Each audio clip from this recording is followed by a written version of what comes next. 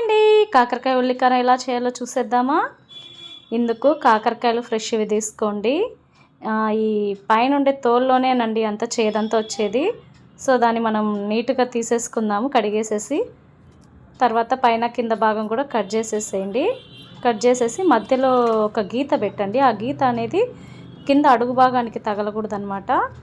లోపల ఉండే భాగం కనబడేట్టుగానే కట్ చేసి గీత పెట్టండి. పైన కింద కూడా తీసేసేయండి.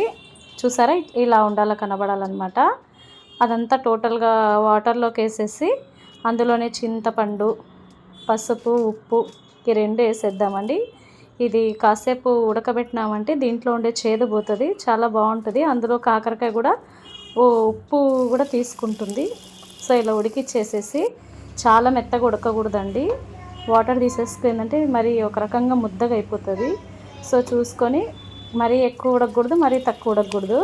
వెంటనే వాటర్ పడేసేసేయండి, ఎందుకంటే అది పీల్చేసుకోకుండా. దీనికి ఎర్రకారానికి కావాల్సిన ఇంగ్రీడియంట్స్ అండి: ఉల్లిపాయలు, పప్పులు, ఉప్పు, కారం, ఎండుమిరపకాయలు. కారం మొత్తం వేసుకోవచ్చండి, కారం పొడిని.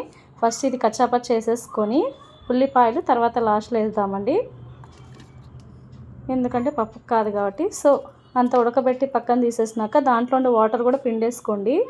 ఇంకా వాటర్ ఉంటుంది దాంట్లో. కాకరకాయ పిండేసుకోండి బాగా నీట్గా. తర్వాత విత్తనాలన్నీ తీసి పక్కన పెట్టేసుకోండి. ఇది ఎందుకంటే మనము ఈ కాకరకాయని సపరేట్గా డీప్ ఫ్రై చేసుకుంటాం, విత్తనాలను కూడా డీప్ ఫ్రై చేసుకుంటాం అండి. చూసారా ఎంత నీట్గా తీసేసాను. సో మీకు ఇది రోస్ట్గా కావాలన్నా రోస్ట్గా ఆయిల్లో డీప్ ఫ్రై చేసుకోవచ్చు, లేదా మెత్తగా కావాలన్నా చేసుకోవచ్చు అండి. సో ఫస్ట్ ఈ కాకరకాయని డీప్ ఫ్రై చేసి పక్కన పెట్టి తర్వాత అదే ఆయిల్లోనే విత్తనాలు వేసుకునేసి అది కూడా డీప్ ఫ్రై చేసేసుకొని, ఇదైతే రోస్ట్గా ఉంటేనే బాగుంటుందండి. విత్తనాలు బాగా మనం తినేటప్పుడు కూడా కరం కరం అని అన్నట్టు ఉంటుంది. సో ఇది కూడా తీసుకొనేసి డీప్ ఫ్రై చేసేసి పక్కన పెట్టుకొని, తర్వాత మనం దీంట్లో నింపే ఉల్లికారం చూద్దాం. ఇప్పుడు ఆయిల్ వేసేసి తర్వాత వేసుకుందాం అండి. ఆవాలు, జీలకర్ర, కరివేపాకు. ఇందుకు ఆయిల్ మాత్రం కొంచెం ఎక్కువ అవుతుందండి. సో గ్రైండ్ చేసిన ఉల్లికారం మిక్సీకి వేసేయాలి. దీనికి వాటర్ వాడకూడదండి ఉల్లికారానికి.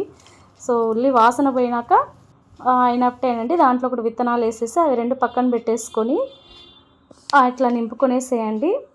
సో చూడండి ఎంత బాగుందో. అన్నంలోకి నెయ్యి వేసుకొని తిన్నా కూడా చాలా బాగుంటుందండి. అంతేకాకుండా పెరగన్నానికి, పాలన్నానికి కూడా చాలా బాగుంటుందండి. ఇలాంటి వీడియో కోసం మన పేజ్ని ఫాలో చేయండి.